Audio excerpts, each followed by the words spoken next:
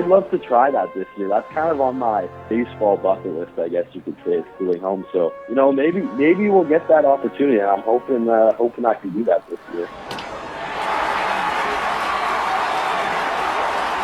Welcome to episode 268 of Alberta Dugout Stories, the podcast. I'm Joe McFarland. We'd like to open things up by tipping our caps to longtime Baseball Canada and MLB hurler John Axford, who announced his retirement earlier this week. And he little soft line drive and a very nice arrival for John Axford. Back in the game. A 1-2-3 inning.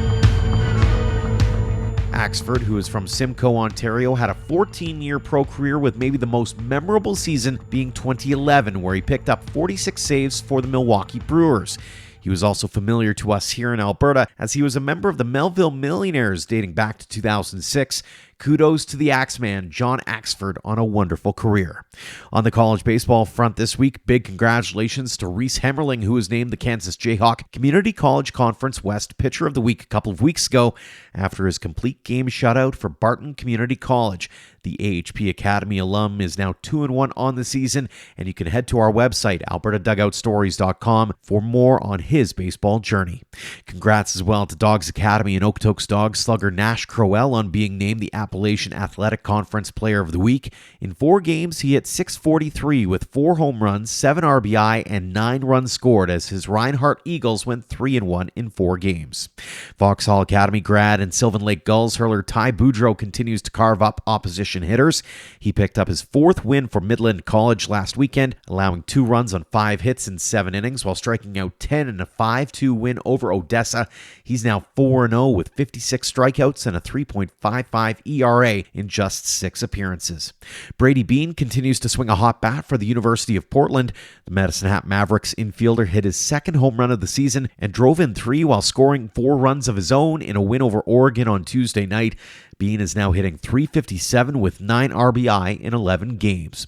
After a slow start to his campaign, Dawgs Academy and Okotoks Dogs product Cesar Valero is starting to heat up. He had a 2-home run game for Sacramento State on March 5th and followed that up with another dinger a week later. 0-1. Straightaway center. This ball is carrying. This ball is gone. A 3-run shot by Cesar Valero, his 4th of the season. RBI 11, 12, and 13. And the Hornets get back into this one. It's now 4-3 Bulldogs. He's bumped his average back up to .226 with 13 RBI in 16 games for the Hornets. And a couple of pieces of news from Baseball Alberta. First, the team has announced its assistant coaches for the 2024 Canada Cup under head coach Josh Bishop. He'll be joined in the dugout by Desmond Boutillier, Jeff Peach, and Phil Curtis. And the girls' and women's talent ID events have been scheduled for the 14U, 16U, and Open teams for this coming summer. The camps are set for April 20th in Spruce Grove, April 21st in Innisfail, and April 27th in Calgary. You can head to baseballalberta.com for all the details. Now on to this week's guests, and interestingly, they are both chasing not only baseball dreams, but educations in engineering as well. Not easy. We'll start with Calgary's Ben Hoshizaki. The Dawgs Academy and Okotoks Dogs product is coming off a great year at Chandler-Gilbert Community College, where he hit .340 with a home run, 11 RBI, 33 runs scored, and 27 stolen bases in 44 games in 2023. He's up the ante this year, hitting .373 with 14 RBI, 23 runs scored, and 23 stolen bases. But here's the thing, they're only 23 games into the season. The speedster joined us a couple of weeks ago for a great conversation about the art of stealing bases and much more. Ben, thanks so much for joining us here on the show. Thank you. Thanks for having me, Joe. I'm excited to be here. I'm not going to lie. The thing that stands out to me when I look at that stat line this year is the stolen base total. 19 and 18 games as we speak today. You're leading all Canadians in that category, according to my records. You have 27 hits, so you're basically stealing a bag every time you get on base. So I got to ask, what's going so well for you on the base path so far this season? Right now it's just a lot of confidence, honestly. And I really trust my abilities. And also when I'm on base, I just kind of think the catcher has no chance of throwing me out. And I think they know that too because, after I got off to a pretty hot start in the season, other teams picked up on that, and you see a lot of catchers kind of like bricking the ball behind the plate, like too worried about throwing the ball before they get it. So I think it really kind of compounds for me and, almost gets easier as the games go on. So for sure, just a lot of confidence and a lot of trust in my ability to steal those bags. I don't want you to give away all of your secrets here, but walk us through your process when you get on base and how you judge that situation for a steal. So getting on base, it's a little different to start off a game. Get on base, do the traditional kind of 2 steps off, 3 shuffles, get about 10 to 12 feet off on a standard lead. I like to keep my feet moving while I'm on base, kind of stay on my toes just so I have a little bit of momentum and kind of creeping towards second. And then from there, get some timing down. Or, for example, if the guy's got a high leg kick, that's a great time to go 5 steps, shut it down. But also we do a little thing called yoke. So it's kind of like a timing thing. So when we're on base, we go Y, O, E, E, etc.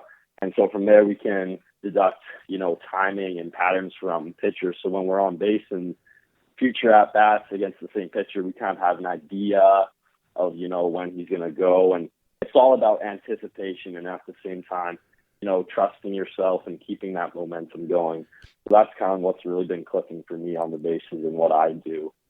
You mentioned the fact that you're leading off, so you're the first guy to see a pitcher. I'm curious, do you do a lot of pregame scouting on different pitchers, especially in that first at-bat, or is it all essentially feel for you? Well, so at the beginning of the week, we kind of have a short little briefing meeting on all the teams that we're going up against and the guys that we're facing. But typically, there's nothing too special that I'm going to have to really dive into. And a lot of it I can see in the bullpens. I'll see, hey, maybe this guy's missing arm side over and over, or it looks like he's got some good arm side run on his fastball. So typically I just kind of go up there, and usually I'm just looking first pitch fastball. And a lot of the times I get that kind of right over the outer half of the plate where I love it. I can slap it into left field for a single. But if not, there's nothing wrong with working out in that bat, grinding in that bat, and kind of just feeling out the pitcher as the bat goes on. And I'd say I'm really confident in my skills and my ability to do that right now. You had 27 steals in 44 games last season. At the pace you're going at right now, you're looking at 46 steals if you get into 44 games this year. Is that the goal? Did you have numbers in mind when you started this year? Well, I always said, kind of coming into this year, I was thinking 50. So like a really ambitious goal, but I think especially with some of the teams we play, I can get quite a few bases in those games. And, there's going to be days where you don't get on base, and there's going to be days where you don't steal, because that's just, that's baseball. That's how stuff works. But just kind of always being on top of it. And I think a really, really good number for me would be 50. But I'd be happy with improving on last season. That's kind of what I'm focused on, is just being better than I was before, that sort of thing. You mentioned how you can get multiples in a game, and I got to go back to February 14th. You had 5 in one game. What was it about that one that made you go off?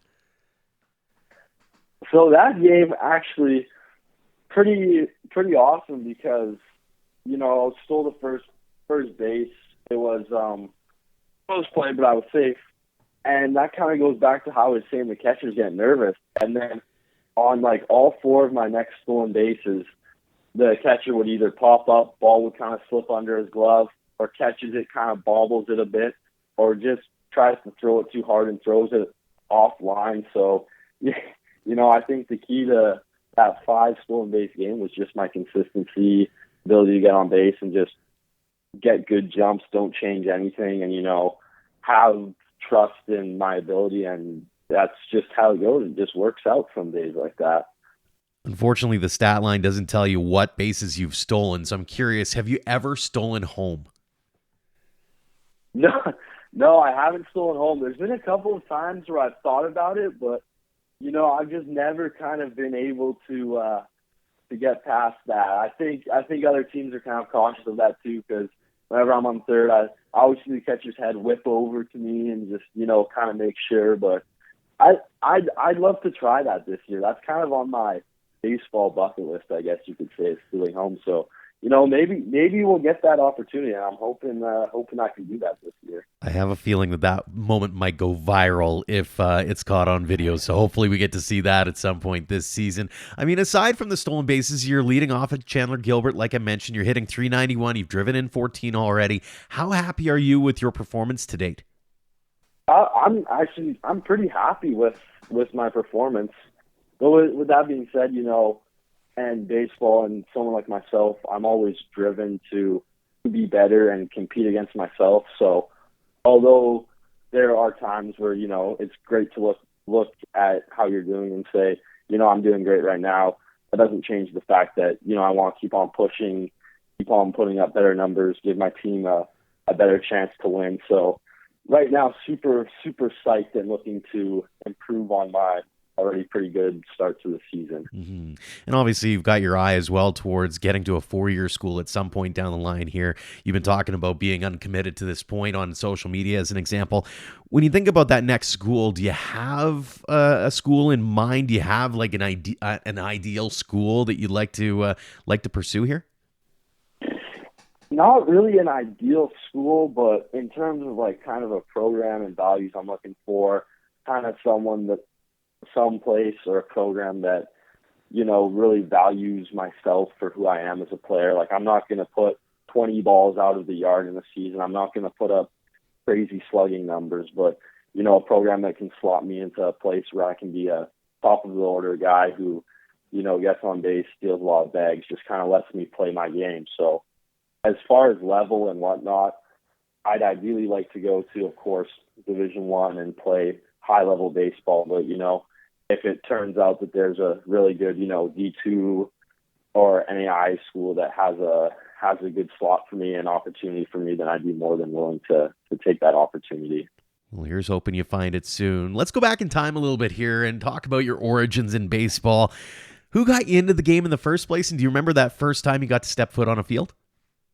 Oh, so actually that would be my grandpa. My grandpa, as long as I can remember from when I was young, we'd go out, we'd always play catch. That would always be like the sport. Like, people would throw around a football. Nope, me and my grandpa, we'd always play catch. So, it came to, I was about 9 or 10 years old, and then I just decided to play baseball. And so with no past experience, I was going straight into live pitching against other kids, no T-ball or anything. So it was a bit of a steep learning curve for me. I remember my first year, I pretty much rode the bench as like a 10-year-old playing against other 10-year-olds because I was pretty bad compared to everyone else. But, it's funny to look back on that and see how long I've come in a sense of, baseball and my development over the years and starting off later than a lot of other people. When you were growing up, were you a multi-sport guy, or when you turned 10, did it become all baseball all the time for you?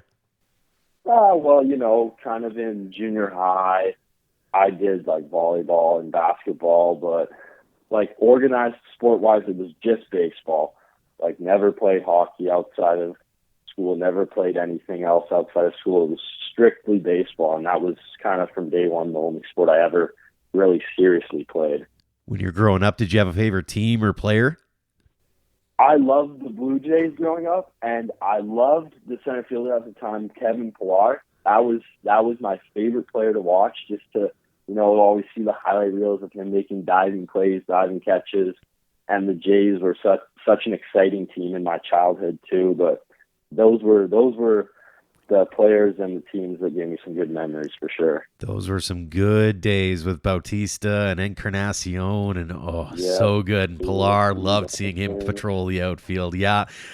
When did it change for you? You mentioned like it was really tough going for like the first couple of years there, but when did it turn when you're like, okay, I'm pretty good at this. Like, maybe I could chase this for a collegiate kind of career kind of thing?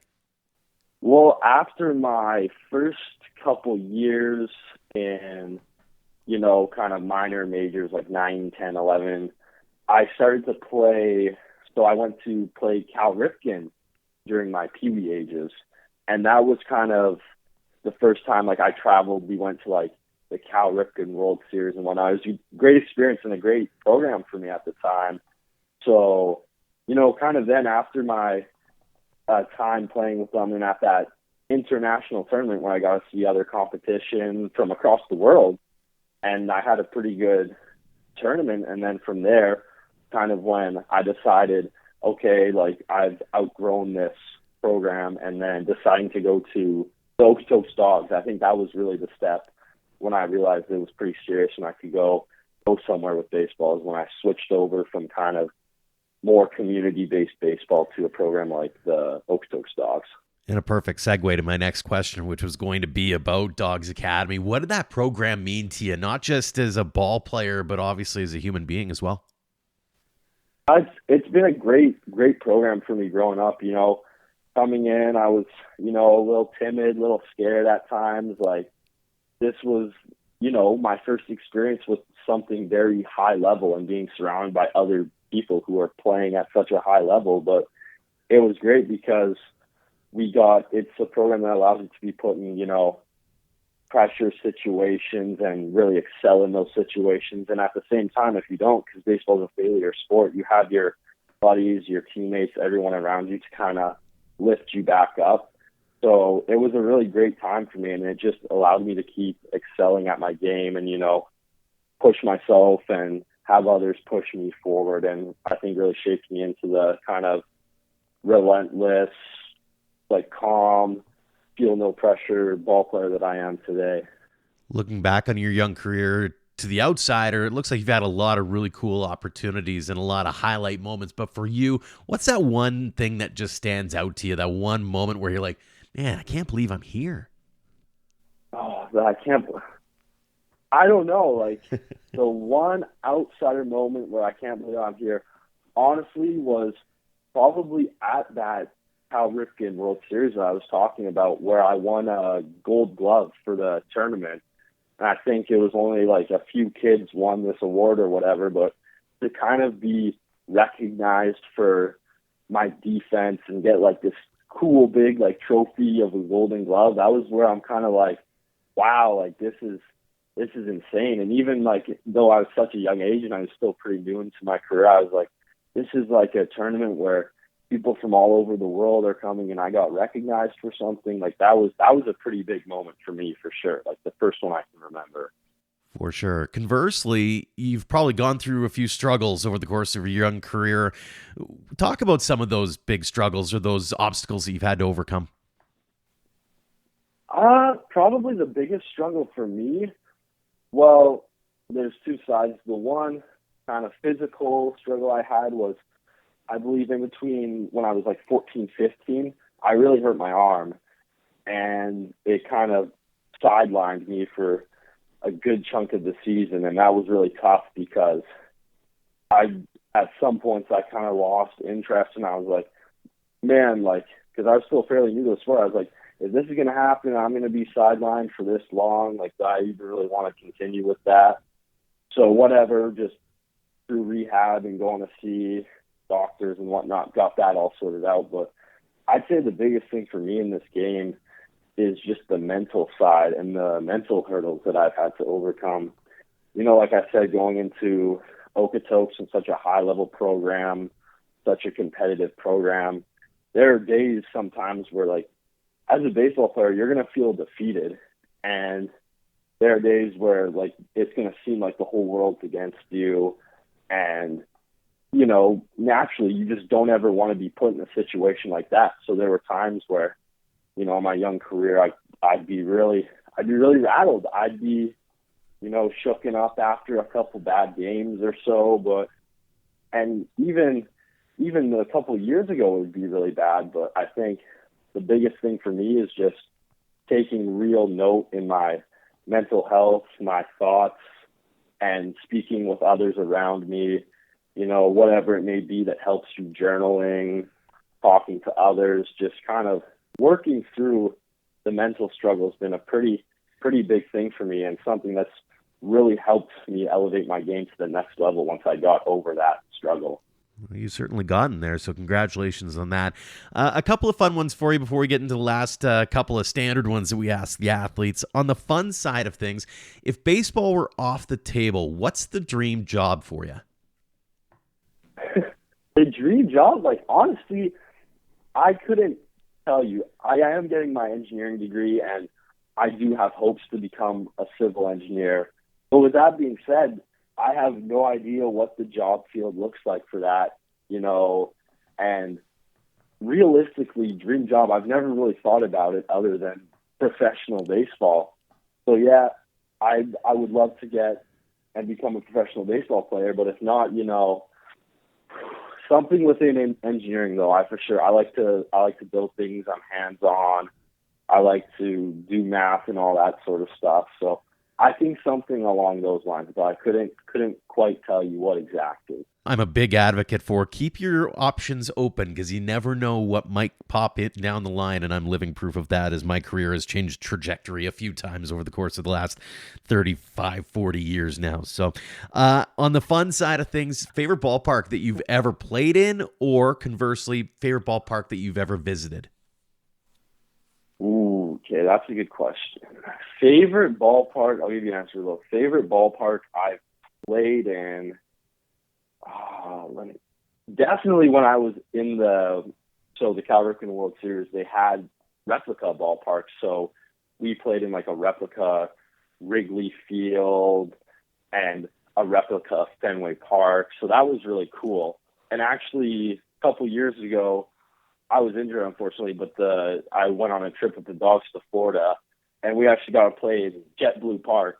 So that was pretty sweet. But I didn't get to play, but just to be there in the dugout and to see all the fellas out there playing, that was really cool for sure.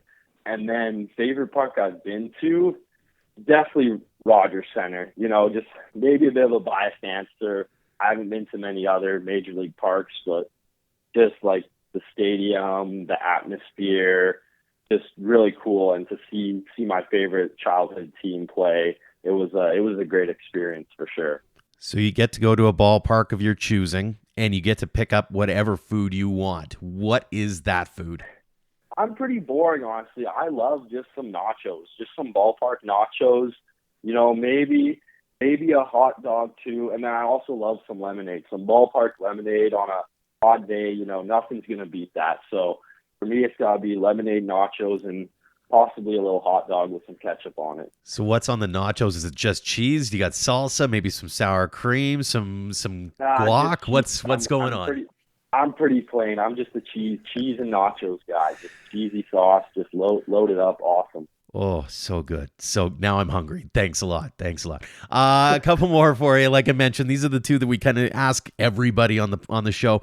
You get to go back to Okotoks or Calgary, and you get to talk to those young kids who are starting out on their own baseball journeys, and they're looking for a piece of advice from somebody who's been through the trenches, who's getting to that next level. What's that piece of advice or word of wisdom that you'd like to pass along to them?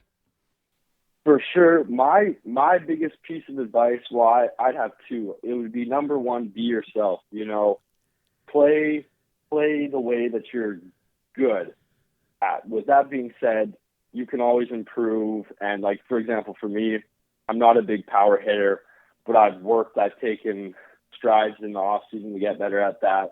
But I am a very good contact hitter. I'm very good at running. I'm very good on defense. So I play to my strengths. I put the ball and play hard on the ground, and it works out for me. It's successful. So, that's the first one, is be yourself and be good at what you're good at. Don't try to be anyone else. And my second piece of advice would be to make sure the reps you're taking are quality. I see so many people growing up, and like even now, people just will get in the cage and take swings, and with that being said, they'll get frustrated that they're not doing good because they'll be like, oh, I took so many swings. But at the end of the day, you really got to, as a ball player, if you want to get better, you really have to take into account, okay, how does my swing feel? Why have I rolled the ball over the last 5 swings? Like, why is this happening? And to be patient with yourself. You're going to fail, but you have to realize and you have to recognize what your strengths are as a player, what your kind of weaknesses are, what you need to work on. So for sure, you just need to recognize and have some adjustability in your mechanics and really realize when you're taking reps, are they meaningful reps? Are they going to help me get better? And if they're not going well, what am I doing wrong? Fantastic stuff. The final question we ask, it's the one we ask everybody. What does the game of baseball mean to you, Ben? Man, the game of baseball means my life, honestly. Like, literally, I'm thousands of kilometers away from home, living with 3 other guys, just to be in a place where I can wake up and play baseball.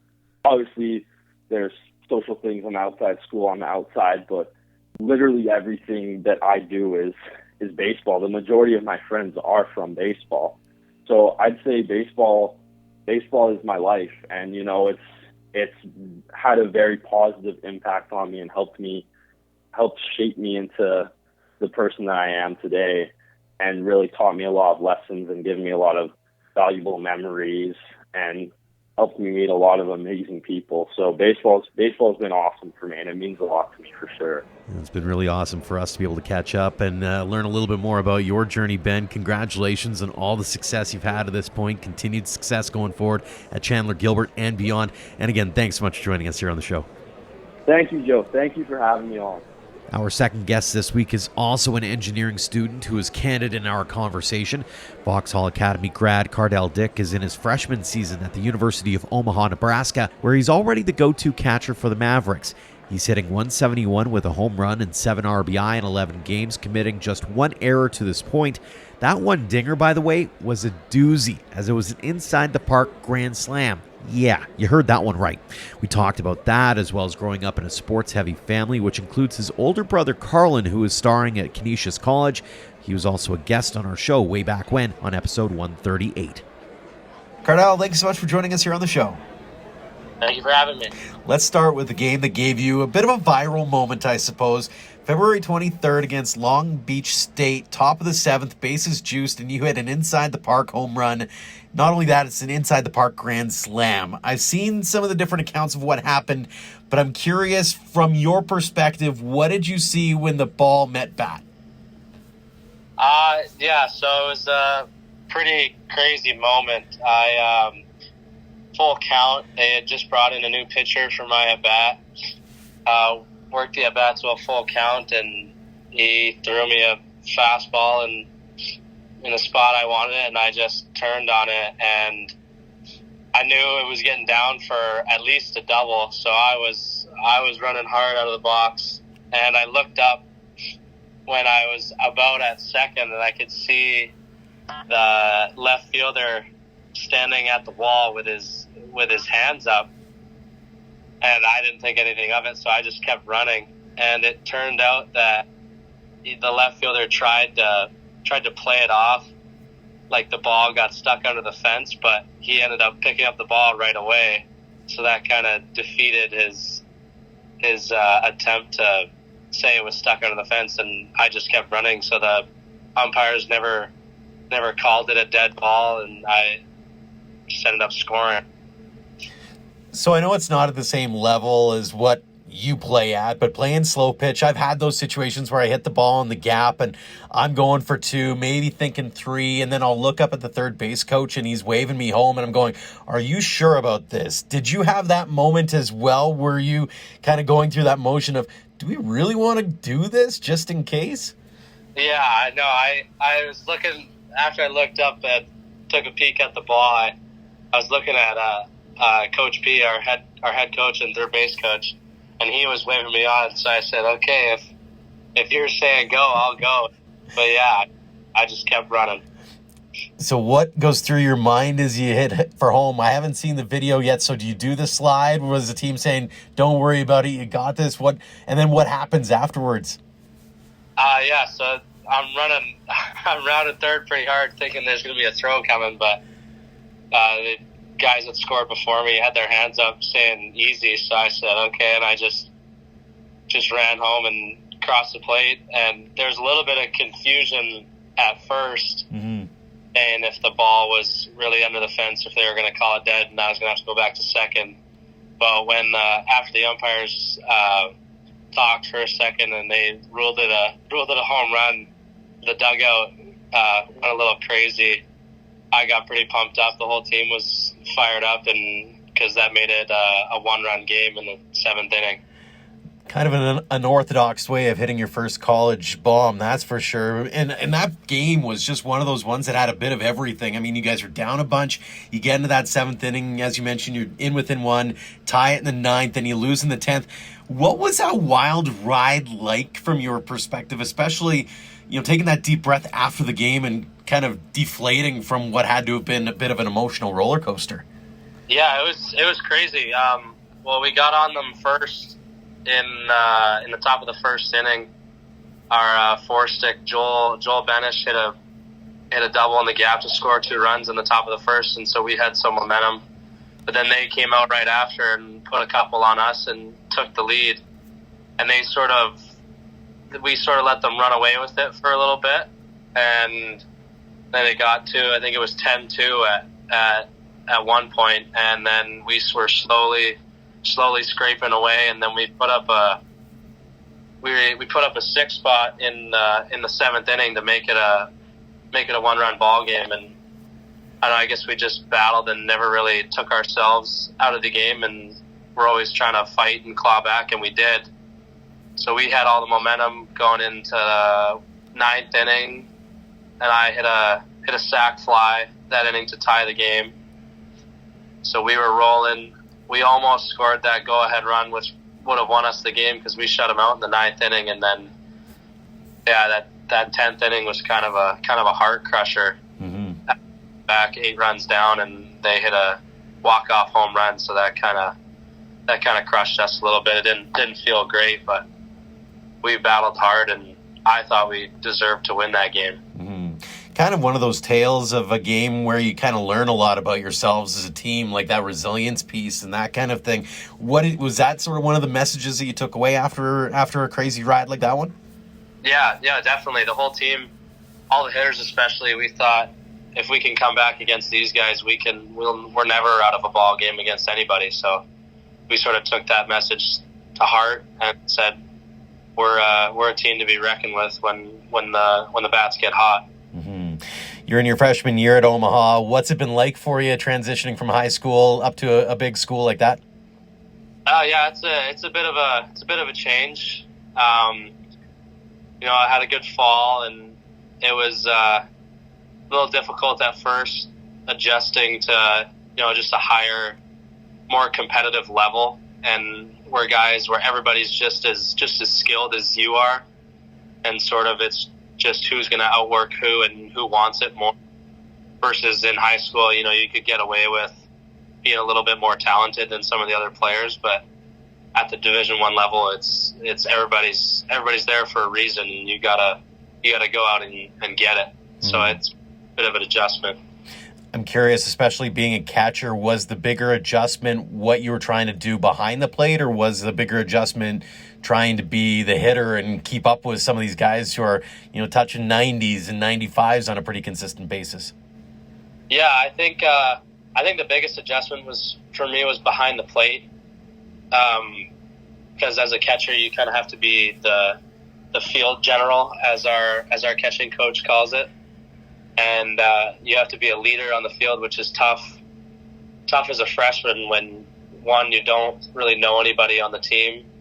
You're a new guy, and you're one of the youngest guys on the team. So that was a learning curve, trying to be assertive behind the plate and sort of control the game and help out our pitching staff and help us win games. Mm-hmm. I assume you've probably relished a little bit in that challenge, though, to a certain extent as well. Like, hey, I know I've got these, not just rookie arms, but also some third and fourth year guys who've been slinging for a while. So you've got to kind of command that respect too, right? Yeah, definitely. That was a big challenge, But but I think we have a really good group of guys. So they made it easier for me, helping me out, especially the older guys. I could learn from the veteran pitchers and stuff, and how to handle situations, especially with the younger pitchers. Like, they helped a ton, and learning how to control the game at this higher level, because it really can speed up on you, especially with the pitch clock. That's played a huge part. Mm-hmm. So just how to calm everything down and slow it down has been a great experience and a big learning curve. How interesting is it to deal with the different, I'll call it personalities, but everybody's got sort of a different cadence and everybody's got a different rhythm and routine and likes a game called a certain way. What have been some of the challenges or maybe some of the cool moments that you've had so far in dealing with the different identities that are throwing pitches at you? Oh, yeah, I love it. It's awesome, getting to know, it really helps getting to know our pitchers on a personal level. So then you can know how to handle them in a game and where they like to throw and what sort of triggers they have in a game, like if they get amped up or if they need a reminder just to slow it down or to speed it up, or and we don't call, our catchers don't call any of the pitches. It's all on PitchCom, so we just get it relayed from our coach but understanding how our coach is going to call the game and what pitches work best for certain guys is a huge part of it. And I really enjoy getting to figure that out, because in a game when it all comes and clicks together, I think it's really awesome. Mm-hmm. Heading into the year, did you have any goals or things that you wanted to accomplish, especially given that you were in your first year? Yeah, definitely. I going into this year, I wanted to be an everyday starter and really contribute to the team's success, whether that's behind the plate or at third or at the dish. I just want to be a part of this team, and I think we can do really well this year. Have you found yourself leaning much on your bigger brother for advice on handling the college life at all? Yeah, so from time to time, we text and talk every day, so I ask him a couple questions about how to handle certain things, or when I'm struggling at the plate, I talk to him because he's been through it. He's in his senior year. He's had his ups and downs, and so I lean on him a little bit to help me through those rough patches, and also share the exciting moments that happen with me. Mm-hmm. And you're certainly not afraid of sharing each other's successes as well, especially on the social media side of things. And I was thinking back, you and I were chatting off air about the fact that it's been over 100 episodes now. It was back in 2021 when I chatted with Carlin way back when. I asked him this question. I'm curious what it was like as the younger brother in that dynamic. What was it like having the three of you all battling it out at the same time? Sorry, there's four brothers, actually. Four, right. Yeah, no, it was a lot sometimes, but I think it helped me, and I still talk to my brothers. Keep helping me every day and at the ballpark. And my oldest brother Carson actually was the first person to teach me how to catch, so I would spend hours with him practicing my receiving when I was playing 10U or 11U. And and then Carter, who played at PBA, he was a pitcher. He would help me pitching and catching. But yeah, when we would get into some heated wiffle ball games in the backyard, that's for sure. Especially me and Carlin, because we were closer in age, so my older two brothers couldn't really beat up on me as much because it was kind of unfair. But Carlin and I, we would really go at it, and we'd have some heated moments, but we'd still love each other in the end. And so we've grown a lot and become really good friends. Very cool. Now I asked this of Carlin as well.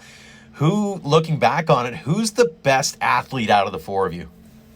Honestly, I would have to say our oldest brother Carson. He definitely works the hardest out of all four of us, and he played football for 4 years at UBC as a quarterback there, and then went and played overseas. I'd say he's the most athletic out of the four of us for sure, but I think it'd be up for debate between all of us who's the most athletically skilled in all the sports. I think we'd have to put that to the test. I see pay-per-view event coming in the not too distant future. That'd be fantastic.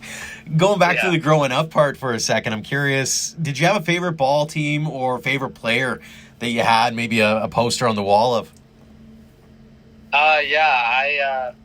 for a while, I was an Angels fan. Still am an Angels fan. I was a huge fan of Mike Trout. And but I've also been a Blue Jays fan at heart just because they're the only Canadian team. But yeah, I used to watch Mike Trout a lot. I would watch Yadier Molina just because catcher, and Buster Posey I liked a lot. Yeah, those are the guys that I would watch the majority of the time. Some really good names there.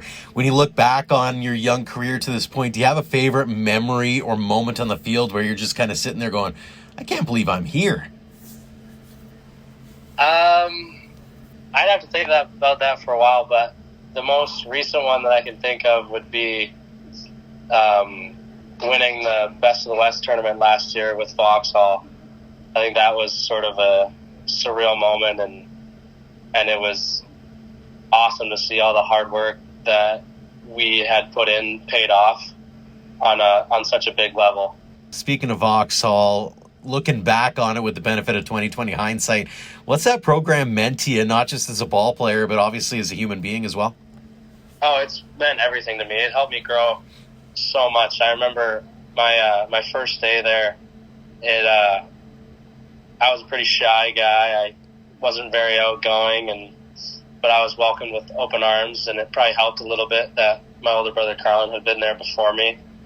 But the coaching staff there, Coach Mack, Coach K, and Blaker, they really helped me a ton and helped me grow as a person.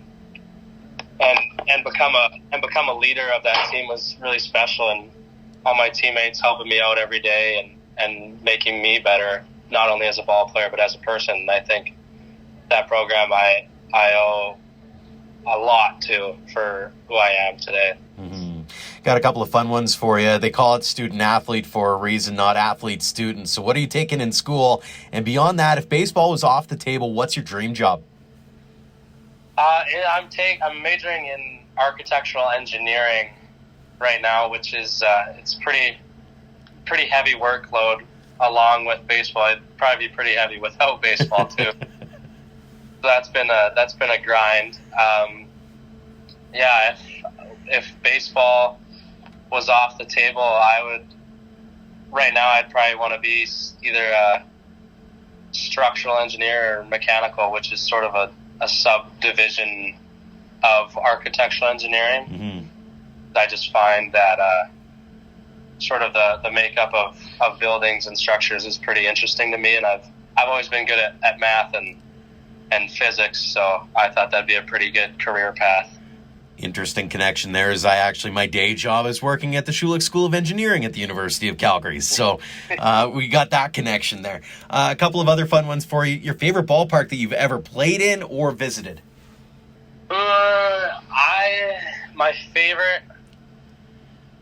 I'd say the favorite ballpark that I played in was with the junior national team at the ballpark of the Palm Beaches in Florida. I think that was really cool. We only got to play there for one inter-squad game in the spring, but I thought that was a super cool experience playing on a professional stadium. And then I'd say my favorite ballpark that I visited would be the San Diego Padres. It was a while ago when I was there, but I remember it being really cool and a super awesome experience. I've heard the same thing about San Diego myself. What's your walk-up tune?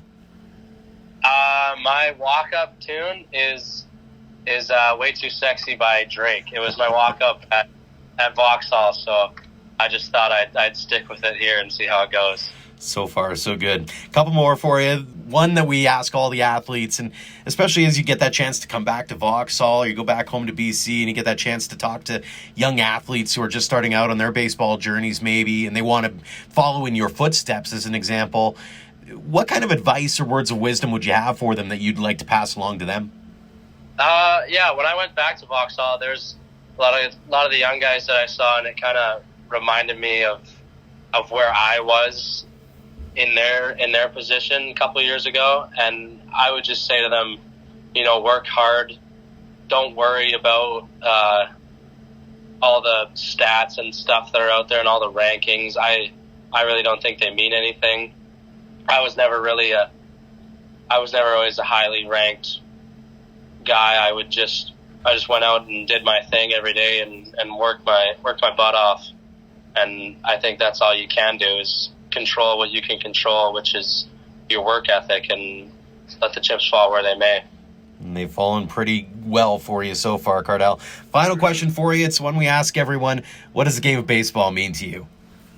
The game of baseball has meant a lot to me for my entire life. I think it reflects a lot of life itself. You know, it's a game of failure. You're going to get knocked down. You're going to get beat up. You're going to lose. But it's also a beautiful game where all those ups and downs, and you get to relish in the ups, and you know, the downs suck sometimes, but those high moments, those special moments where it's the bottom of the ninth and you're up to the plate and you got a chance to tie or win the game, I think those really are special moments that you can't get anywhere else, and it's just an amazing and undescribable feeling. Couldn't have said it better, Cardel. Really appreciate the time. Congratulations on all the success you've had at this point. Continued success going forward at Omaha and beyond. And thanks so much again for joining us here on the show. Yeah, thank you so much for having me. Thanks to Ben Hoshizaki and Cardel Dick for joining us this week, and thanks to all of you for downloading and listening. If you haven't already, we'd appreciate a rating and review on your podcast app, as those actions help spread the word about ADS. We'd also like to tip our caps to our platinum supporters, the Okotoks Dawgs, for their generosity in helping us cover costs like web hosting fees and online newspaper subscriptions. For more on all of our amazing teammates, head to albertadugoutstories.com/supporters. Until next time, thank you for all of your support online, on social, and on air of Alberta Dugout Stories.